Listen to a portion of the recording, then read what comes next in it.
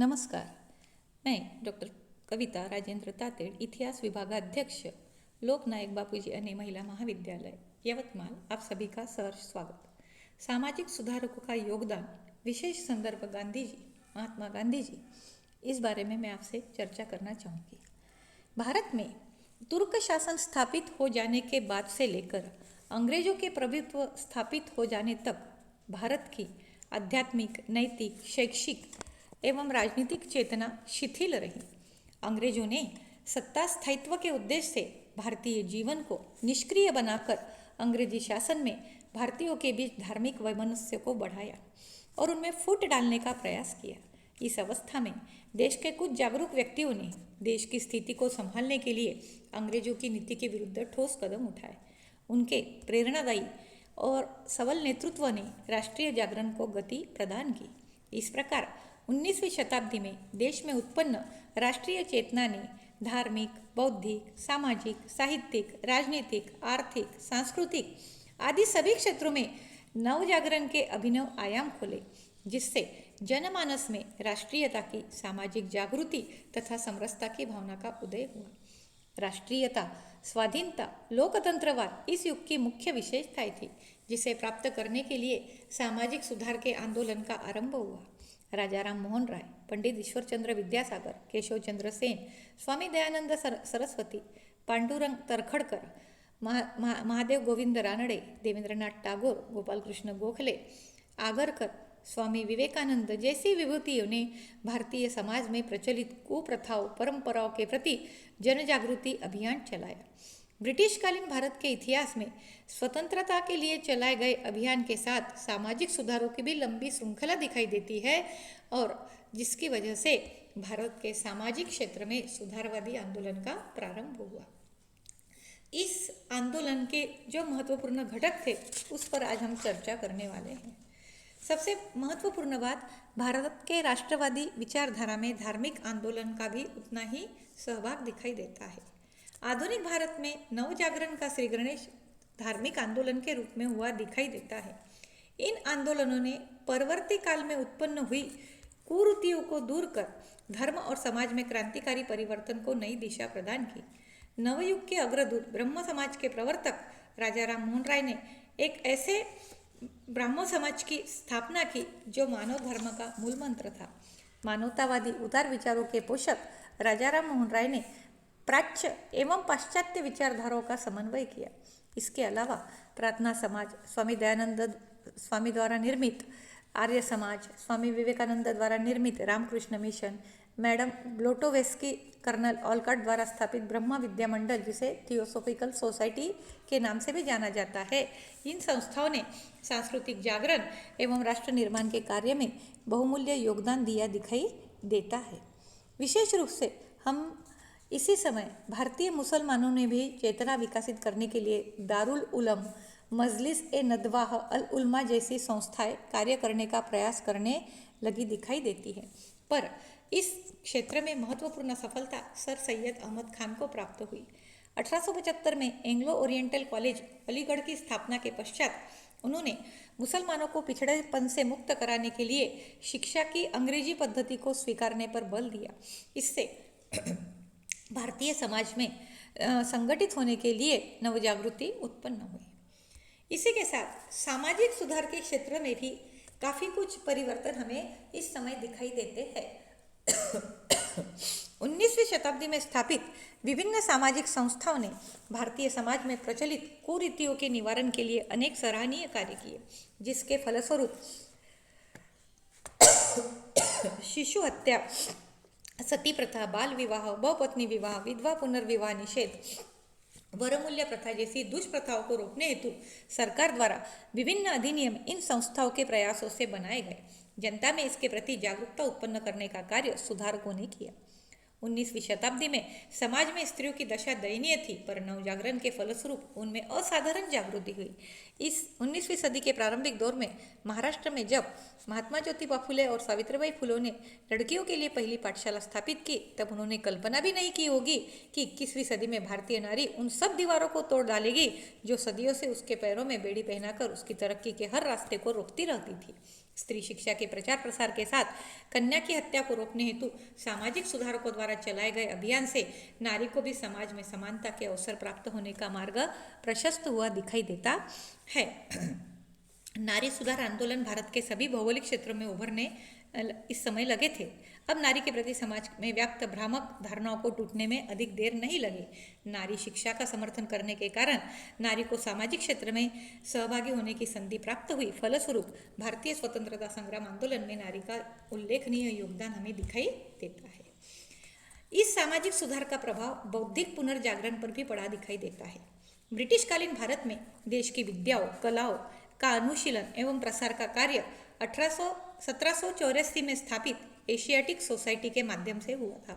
Sir William Jones, Colebrooke, Hamilton, Chezy, Schlegel, Sylvain Levi, Max Muller, J G Buhler, Max Weber, Macdonell जैसे पाश्चात्य विद्वानों ने भारतीय दर्शन साहित्य के प्रति अपनी रुचि प्रदर्शित कर विश्व की प्रमुख भाषाओं में उसे अनुवादित किया। इस प्रेरणादायी बौद्धिक कार्यों से भारत को विश्व में गौरव एवं प्रतिष्ठा प्राप्त हुई। इसके फलस्वरूप भारतीय विद्वानों ने भी भारत के प्राचीन जीवन, भाषा, लिपि, धर्म, दर्शन, इतिहास, पुरातत्व आदि विषयों पर लेखन आरंभ किया। पाश्चात्य विद्वानों ने भारतीयों की महान परंपरा, उनकी प्रतिभा तथा अंतशक्ति को समझने की प्रेरणा प्रदान की। इसी के साथ भारत में प्रांतीय भाषाओं का भी विकास हुआ। ब्रिटिश शासनकाल में ईसाई धर्म प्रसारकों ने प्रांतीय भाषाओं का स्वरूप निश्चित किया। आगे चलकर राष्ट्रीय जागरण एवं पाश्चात्य शिक्षा के बढ़ते प्रभाव से लोक भाषाओं को प्रोत्साहन मिला। फलतः साहित्य की विविध शाखाओं, उपन्यास, निबंध, कविता, नाटक आदि में उत्कृष्ट रचनाएं लिखी गई। इसमें काशी नागरी प्रचारिणी सभा वाराणसी, हिंदी साहित्य सम्मेलन प्रयाग, अंजुमन तरक्की उर्दू जैसी संस्थाओं का महत्वपूर्ण योगदान रहा। बंगला साहित्य में राजाराम मोहन राय, ईश्वर चंद्र विद्यासागर, बंकिम चंद्र चटर्जी, रविंद्रनाथ ठाकुर, मराठी साहित्य में चिपळूणकर, विष्णु भावे, राजवाड़े, उसके बाद हरिनारायण आप्टे, रानडे और गुजराती साहित्य में दलपति राम, नंदशंकर, उदयराम, गोवर्धन राम त्रिपाठी, महादेव देसाई ने प्रादेशिक भाषाओं में सामाजिक जनजागृति का कार्य किया दिखाई देता है। तत्कालीन प्रादेशिक साहित्य पर पाश्चात्य विचारों का भी प्रभाव स्थापित हुआ दिखाई देता है और इसी के साथ भारतीय संस्कृति के गौरव को भी बढ़ावा मिला और वैज्ञानिक अवधारणा को स्वीकृत करने की भी प्रवृत्ति को समाज सुधारकों द्वारा बढ़ाया गया। आधुनिक भारत के निर्माण में सामाजिक सुधारों की महत्ता को प्रकट करने के साथ वैचारिक अभिव्यक्ति के माध्यम से इन विद्वानों ने जनमानस तक सुधारों को पहुंचाया। अंग्रेजों के शासनकाल में प्रशासकीय नीति के कारण भारतीय कला का पतन होने लगा, पर राष्ट्रीय जागृति के परिणाम स्वरूप भारतीयों का ध्यान कला की ओर फिर से आकृष्ट हुआ। भारतीय चित्रकला के में उल्लेखनीय योगदान केरल के चित्रकार रवि वर्मा ने दिया। अवनींद्रनाथ ठाकुर, आनंद कुमार स्वामी, हैबेल, नंदलाल बसु आदि के प्रयासों से पाश्चात्य देशों में भारतीय कला का अनुशीलन किया जाने लगा। इसके अलावा संगीत कला, नाट्य कला, नृत्य कला के माध्यम से भी सामाजिक संदेश प्रसारित करने का कार्य सुधारकों द्वारा किया गया। भारतीयों को प्राचीन कला के प्रति जागरूकता पाश्चात्य विद्वानों ने कराई। James Prinsep, Fergusson, Alexander Cunningham, Percy Brown, colonel Tod, sir John Marshall, Fleet जैसे विद्वानों ने भारत की सौंदर्यात्मक गतिविधियों को अभिव्यक्त किया। इसी कारण भारतीय समाज में अनुसंधान एवं अन्वेषण की भावना पुनः उत्पन्न हुई हमें दिखाई देती है। सामाजिक सुधारों के फलस्वरूप भारतीय वैज्ञानिक शिक्षा के महत्व को समझ सके, इसी कारण भारत में पाश्चात्य ढंग की वैज्ञानिक शिक्षा को बल मिलने लगा। सामाजिक सुधारकों द्वारा वैचारिक क्रांति की शुरुआत किए जाने के बाद भारत की सामाजिक स्थिति में युगांतकारी परिवर्तन हुआ। इससे भारत में सामाजिक न्याय, स्वतंत्रता एवं लोकतांत्रिक विचारों का बीजारोपण हुआ। भारतीय सामाजिक व्यवस्था में पुनर्जागरणवादी धारणा का विकास होकर एक विशिष्ट राजनीतिक पृष्ठभूमि का निर्माण किया गया, जिससे समय आने पर भारतीय इतिहास में युगांतकारी परिवर्तन करके लोकतांत्रिक समाजवादी गणराज्य की स्थापना की। तो इन सब विचारों से हमें यह स्पष्ट होता है कि 19वीं सदी में भारत में सामाजिक सुधारकों ने अपना महत्वपूर्ण योगदान दिया और 20वीं सदी में इस सामाजिक सुधार के संबंध में महात्मा गांधी जी द्वारा किए गए कार्यों का हमें इस दृष्टिकोण से विचार करना अनिवार्य है।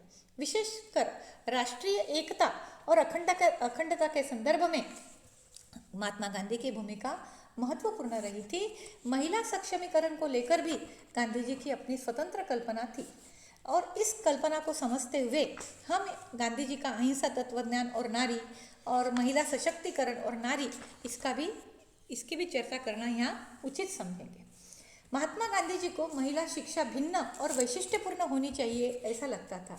महिलाओं को शिक्षा यानी सुसंस्कारित माँ होने के लिए, गृह व्यवस्थापन के लिए आवश्यक सभी ज्ञान महिलाओं को प्राप्त हो सके, ऐसी शिक्षा उन्हें मिलनी चाहिए, यह उनका कहना था। गांधी जी के ये विचार सिर्फ केवल भाषणों में या समाचार पत्रों में नहीं थे, बल्कि उस पर अमल करते हुए उन्होंने चरखा, सूत कताई और ग्रामोद्योग में महिलाओं के सहभाग को भी बढ़ाया दिखाई देता है। वर्तमान काल में बचत घट के माध्यम से ग्रामीण महिलाएं गांधी जी के यही दी गई राह पर चलकर विविध स्वरूप के ग्रामोद्योग चलाकर अपने कुटुंब को आर्थिक स्तर को ऊंचा करने का और ग्राम के विकास का सपना साकार कर रही है। और इसी संदर्भ में गांधी जी का जो विचार है कि महिला सशक्त तो देश सशक्त, यह भावना इस रूप में हमें फलीभूत होती दिखाई देती है। गांधी जी ने एक बार कहा था, भारतीय स्वतंत्रता आंदोलन का इतिहास जब लिखा जाएगा तब भारतीय स्त्रियों ने किए समर्पण, त्याग और कार्यों को उसमें अग्रस्थान प्राप्त होगा।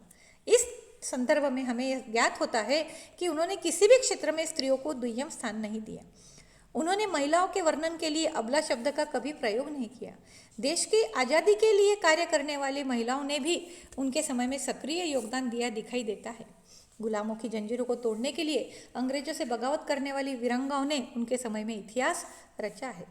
अब ये जो समर्थन है या सशक्तिकरण के बारे में गांधी जी के जो विचार थे, वो उस विचारों को हमें समझना होगा।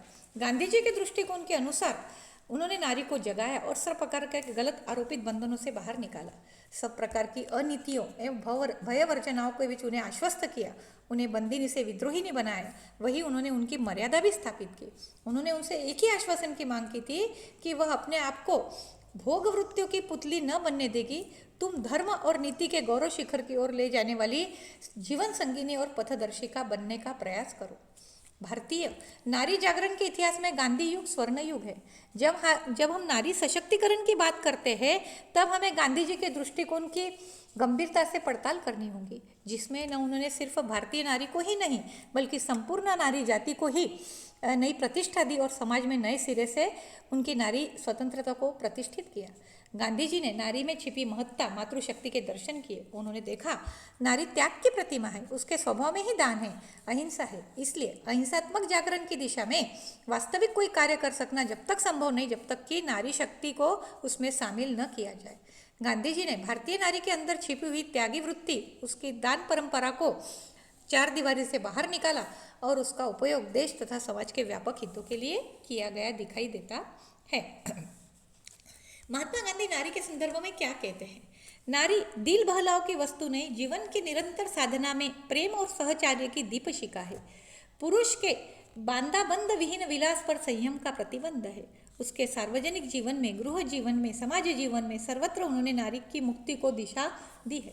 नारी को कन्या रूप में, माता, भगिनी, पत्नी के रूप में सर्वत्र उसका एक ही नियुक्त कार्य है और इसीलिए पुरुषों की सद्वृत्तियों का जागरण कर उसे निरंतर धर्मपथ संस्कार के मार्ग पर ले चलना, उपदेश न देते हुए प्रेमल थपकियों के आधार से सेवा और त्याग के द्वारा उन्होंने नारी को आगे बढ़ने के लिए कहा हुआ दिखाई देता है। नारी जीवन की विभिन्न समस्याओं का भी गांधी जी ने गहरा अध्ययन किया है। उनका यह मानना था कि नारी को अपनी स्वयं की शक्ति को पहचानना होगा और जब वो अपनी स्वयं की शक्ति को पहचान लेगी तो वह समाज का अपने आप विकास कर सकेगी।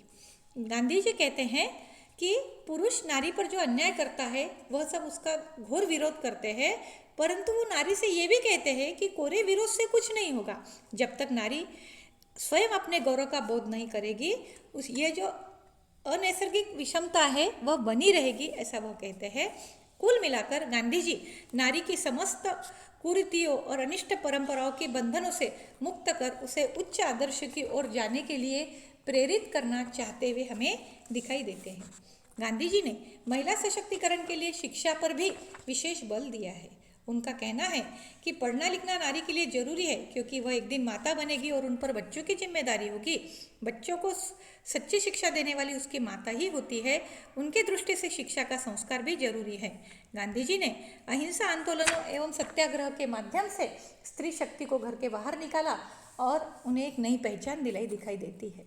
और गांधी जी ने इस संदर्भ में उनका कहना था, स्त्री गंभीर, धैर्यवान और परंपराओं को संजोए रखने वाली होती थी और इसीलिए इस कला का उपयोग कर हम हमारी संस्कृति को भी एक प्रकार से रक्षण कर सकेंगे, यह गांधी जी कहते थे। महात्मा गांधी जी ने स्त्री को स्वतंत्र करने में महत्वपूर्ण कार्य किया। सदियों से घर की 4 दीवारों में बंद की गई स्त्री को सही मायनों में गांधी युग में मुक्ति मिली दिखाई देती है।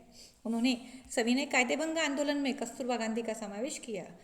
गांधी जी का कहना था कि मुझ में जो भी अच्छा है वो मुझे मेरी माँ से मिला है। मैं अगर स्त्री के जाति में जन्म लिया होता तो पुरुषों से मुकाबला करता। स्त्री के उदय में प्रवेश के लिए मैं मन से स्त्री हूँ। इस प्रकार उन्होंने अपनी पत्नी के ऋण अनेक जगह कबूल किए हुए दिखाई देते हैं। मतलब स्त्री शक्ति का आदर करना, सम्मान करना, यह गांधी जी का एक महत्वपूर्ण विशेषता हमें दिखाई देती है। स्त्री को कमजोर, अबला और असहाय कहना गांधी जी की दृष्टि से न्याय संगत नहीं है। नारी को अबला कहना उसकी निंदा करना है। यह पुरुष का नारी के प्रति अन्याय है। यदि शक्ति का अर्थ पाश्विक शक्ति है तो सचमुच पुरुष की तुलना में स्त्री में पाश्विकता कम है, और शक्ति का अर्थ नैतिक शक्ति है तो स्त्री निश्चित रूप से पुरुष की अपेक्षा कहीं अधिक श्रेष्ठ है। यह बहुत बड़ी बात गांधी जी अपने विचारों में कहते हैं। यदि अहिंसा मानव जाति का नियम है तो भविष्य नारी जाति के हाथ में है। ममता, प्यार एवं अपनत्व की भावना से हृदय को आकर्षित करने के गुण स्त्री से ज्यादा और किसमें नहीं है, ये गांधी जी की विचारधारा है। गांधी जी स्त्री जाति को पुरुष से किसी भी अर्थों में कम नहीं मानते हैं। वे कहते थे, मैं स्त्री और पुरुष में कोई भेद नहीं करता। स्त्री को भी पुरुषों के समान स्वयं को स्वाधीन अनुभव करना चाहिए। वीरता केवल पुरुषों के अधिकार नहीं है। पुरुषों से स्त्री को हीन समझने का कोई कारण ही नहीं है।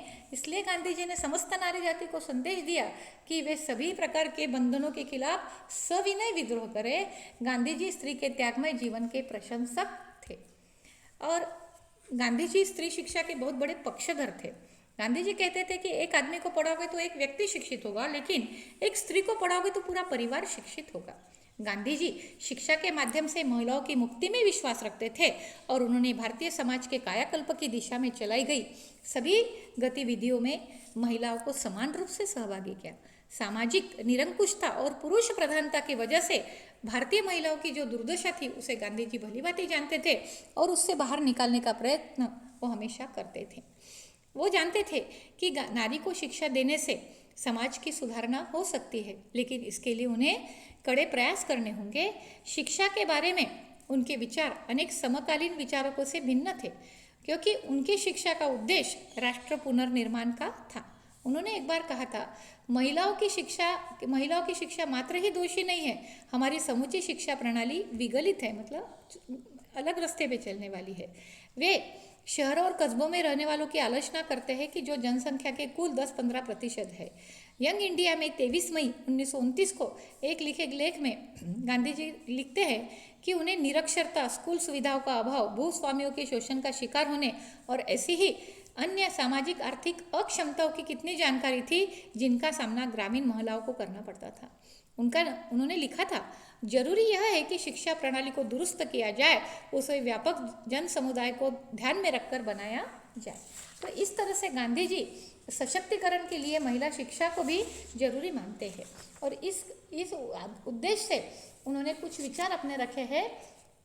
उसमें वे कहते हैं, 7 सितंबर 1909 को एक पत्र में लिखते हैं, झूठी लाज त्याग कर अन्य सद्गुणी शिक्षित महिलाओं के साथ विनय पूर्वक दृढ़ता से अपने ज्ञान का उपयोग अन्य अशिक्षित बहनों के लिए करें। मतलब जो बहनें आगे आने की क्षमता रखती थी उन्होंने संदेश दिया दिखाई देता है। 14 नवंबर 1917 को गुजराती हिंदू स्त्री मंडल को भेजे गए संदेश में उन्होंने अशिक्षित महिलाओं को शिक्षित बनाने की कार्य की पुष्टि की है। उनका दृढ़ विश्वास है कि स्त्री के पास नई नई कल्पनाओं को जन्म देने तथा उसे व्यवहार में उतारने की अभिनव क्षमता है। इसलिए शिक्षित नारी पुरुषों से बेहतर कार्य कर सकती है। स्त्री शिक्षित होकर स्त्री संबंधी प्रश्नों का स्वतंत्र बुद्धि से विचार करे तो बहुत कठिन से कठिन प्रश्न हल करना आसान होगा। स्कूली शिक्षा के साथ व्यावसायिक शिक्षा भी महिलाओं को मिले, इसका समर्थन गांधी जी करते हैं। नारी सशक्तिकरण के लिए गांधी जी परंपरागत वैवाहिक मान्यताओं में भी परिवर्तन चाहते थे। नारी के संपूर्ण आत्म अस्तित्व की सत्ता को नकारने वाले बाल विवाह की प्रथा का उन्होंने तीव्र विरोध किया। समाज की परवाह न करते हुए इस प्रथा के विरुद्ध अपना चिंतन प्रस्तुत किया और पूरी दृढ़ता के साथ कहा कि जब तक लड़की 15 वर्ष की अर्थात संज्ञान नहीं होती तब तक उसे विवाह करने की उस पर जबरदस्ती नहीं होनी चाहिए। दहेज प्रथा से गांधी जी ने घृणा की। उन्होंने लिखा, विवाह रुपए के लिए माँ बाप का किया सौदा नहीं होना चाहिए। इस प्रथा का जाति पाति से गहरा संबंध है और इसे रोकने के लिए हमें आगे आना होगा। विधवा महिलाओं के सशक्तिकरण की दिशा में भी गांधी जी प्रयासरत रहे। शिक्षित महिलाओं को उन्होंने आह्वान किया कि वे इन विधवाओं में जाकर उन्हें देश कार्य जैसे पवित्र कार्य में लगाए, ताकि उनके जीवन में जो रिक्तता आई है वो कम हो सके। विधवा ने पति जरूर खोया है, परंतु अपने आत्मा एवं शरीर को नहीं। अपनी विधवा बहन इलियाद बेन को एक भेजे पत्र में लिखते हैं, तू मेरे साथ कार्य कर, जिससे तुझे कई भाई होने की अनुभूति होगी, कई पुत्रों की माता बनने का सौभाग्य होगा। उन्होंने विधवा निर्मला को लिखा, मुझे सहयोग दो, तुम्हारा पूरा जीवन सौंदर्य से भर जाएगा तथा मैं विधवा हूँ इसका एहसास तक न होगा। विधवाओं की दुर्बलता को भी एक विधायक दिशा में परिवर्तित कर उनकी सबलता सक्षमता का महाद्वार गांधी जी ने खोला हमें दिखाई देता है।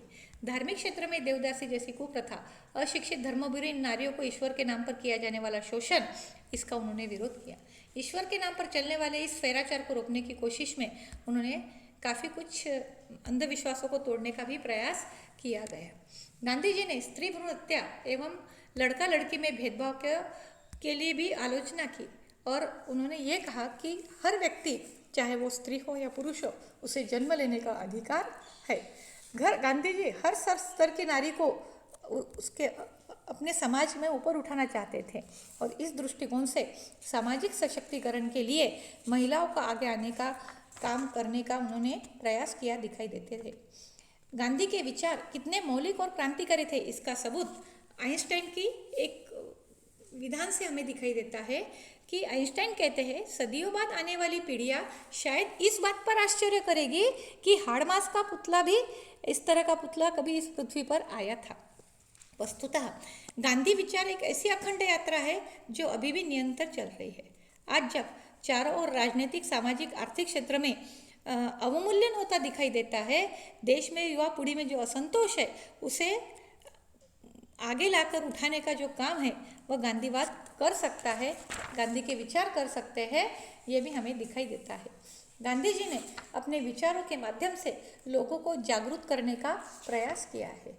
फिर चाहे प्रेमचंद के साहित्य में गांधीवाद का हमें प्रभाव दिखा देता है, महिला सशक्तिकरण के संदर्भ में गांधी जी के विचार हमें उसी तरह से दिखाई देते हैं।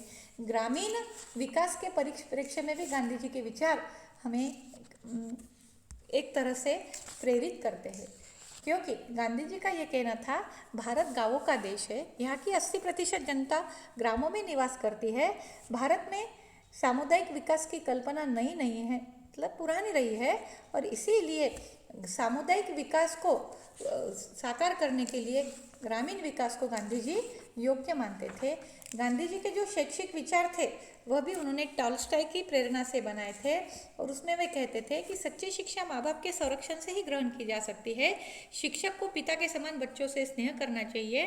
गांधी जी ने स्वावलंबन और शारीरिक श्रम पर बहुत जोर दिया है और सबसे बड़ी बात, शिक्षा में नैतिक मूल्यों का उन्होंने समावेश किया गया दिखाई देता है। गांधी जी के जो विचार है, यह विचार आज काफ़ी कुछ लोगों के दृष्टि से प्रसंगहीन भी साबित होते हैं या कुछ लोग उस पर टीका टिप्पणी भी करते हैं, लेकिन गांधी जी के विचार यह सार्वभौमिक थे और जन आंदोलन नीति का एक आधार थे। भारतीय राष्ट्रीय आंदोलन के नायक, युग निर्माता राष्ट्रपिता महात्मा गांधी ने जीवन के सामाजिक, राजनीतिक, धार्मिक, आर्थिक सभी क्षेत्रों पर प्रभाव डाला। उन्होंने जनता में राजनीतिक चेतना, आत्मविश्वास, स्वावलंबन की भावना का संचार किया। सत्याग्रह, अहिंसा, स्वदेशी की अपनाकर गांधी जी ने राष्ट्रीय जन आंदोलन को एक व्यापक रूप दिया। भारत के अनेक वर्गों में विभाजित जन समूह को एक देश में, राष्ट्र में बदल दिया। बिना किसी प्रकार की सैनिकी शक्ति का प्रयोग किए एक साम्राज्यवादी शक्ति के बंधनों का अंत कर विश्व शांति की नई अवधारणाओं को उन्होंने जन्म दिया। और उनके द्वारा जो किए गए आंदोलन थे, असहयोग, सविनय, अवज्ञा तथा भारत छोड़ो आंदोलन के द्वारा महात्मा गांधी ने उदारवादी और उग्रवादी विचारधारा से ऊपर उठकर निशस्त्र प्रतिकार की क्रांति का मार्ग बताया। राजनीति का आध्यात्मिकरण, रचनात्मक उपक्रम, एकादश व्रत, अहिंसा और सत्याग्रह की अखंड परंपरा को कायम कर आंदोलन को एक नई दिशा प्रदान की। भारतीय राष्ट्रवाद जो बौद्धिक वर्ग तक ही सीमित था, उसे जन समूह के आंदोलन में परिवर्तित कर दिया गया है। तो इस तरह से राष्ट्रीय एकता के रूप में महात्मा गांधी का योगदान अमूल्य है। उन्हें मानवता के प्रतीक के रूप में भी माना जा सकता है। गांधी जी के जो कार्य है वो कार्य अब आज गांधीवाद के रूप में परिचित है और दुनिया उसकी ओर आशा की नज़र से देख रही है। आज गांधीगिरी मात्र एक शब्द नहीं, आंदोलन बन गया है और इसके माध्यम से एक रचनात्मक कार्य करने की भी विचारधारा चल पड़ी है। तो इस दृष्टिकोण से गांधी जी द्वारा किए गए कार्यों को समझने के हेतु सामाजिक सुधारों का योगदान और विशेषकर गांधी जी द्वारा बनाई गई पार्श्वभूमि और प्रेरणा, इसका अध्ययन हमने इसमें किया है और इसके माध्यम से हमने गांधी विचारों को समझने का अल्पसा प्रयास किया है। इसी गांधी जी के विचारों पर हम चले, इसी सद्भावना के साथ आपसे विदा लेती हूँ। धन्यवाद।